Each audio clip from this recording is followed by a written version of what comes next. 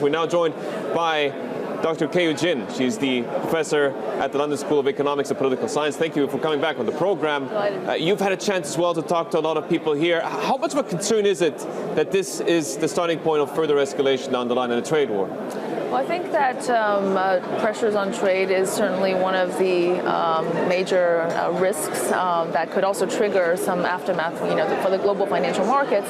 And I think that escalation is happening, although that is absolutely not what China would like to see, because China understands that both sides would be hurt very much. And I think that China has made a significant move towards liberalizing some of the financial services when President Trump visited China during his presidential trip, as a way to signal to the world that actually China is going to move away from a global systemic taker to a giver. But of course, these contracts could be reneged in the event of that. And I think that China also faces a lot of political pressure from the people, the Chinese businesses, who would be pressuring the government to stand, push back against the trade and trade protectionism. I mean, the other major development has been, of course, the consideration that the two-term limit for the Chinese president could be scrapped. Again, a lot of decision makers digesting that. What is your key takeaway from that? Is that more of a worry, or is that more of a benefit because of the concentration of power that would allow more streamlined decision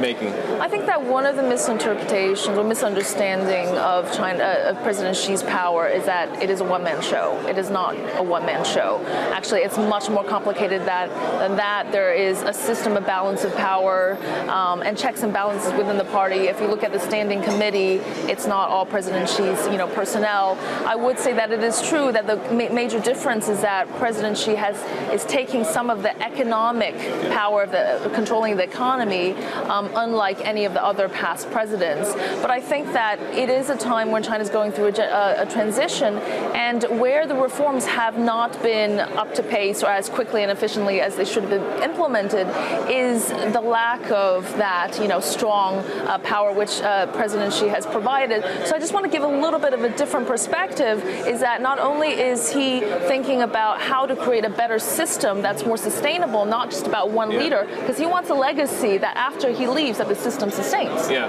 and I want to pick up on the reforms that you just mentioned, the bad loan issue, the deleveraging process underway.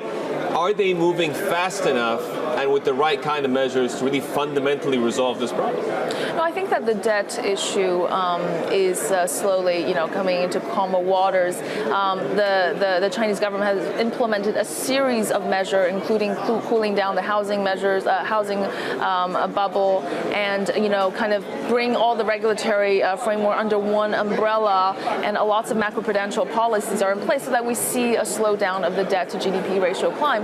But I think that one of the things that people tend to forget is, there are a bunch of reasons why a financial panic is very unlikely, not least because there's 70 trillion RMB of assets, and also the ability for the government to coordinate any kind of actor in case there's something that happens. Yeah. Where does that leave the PBOC? I mean, it's pushing back with its reforms, or pushing onwards with its reforms. I mean, we were talking before we came on air, and you said, look, the reality is you've got all these central banks, and they're not coordinating their policies, and that's going to lead to possibility of policy error, isn't it? Well, certainly that is a global concern when all the major central banks are tightening, and China is trying to cool down or level off its debt, and so tightening liquidity. I think that the RMB is also one of the exchange rate is one of the considerations. But now that the depreciation of the RMB has that pressure is a little bit off with the US dollar on a depreciating trend, they have a little bit more wiggle room in terms of greater capital account liberalization, exchange rate flexibility, and also on monetary policy. There are folks out there who think that the tighter liquidity is ultimately going to begin a process of some of these asset bubbles getting pricked. You don't think it's going to be that? You don't think it's going to be rising rates? You think it's geopolitics that's going to turn this around? I think it's both. I think that at least 50% of the high asset prices is driven by low interest rates, and the fact that tightening could significantly be a risk for asset prices to decline.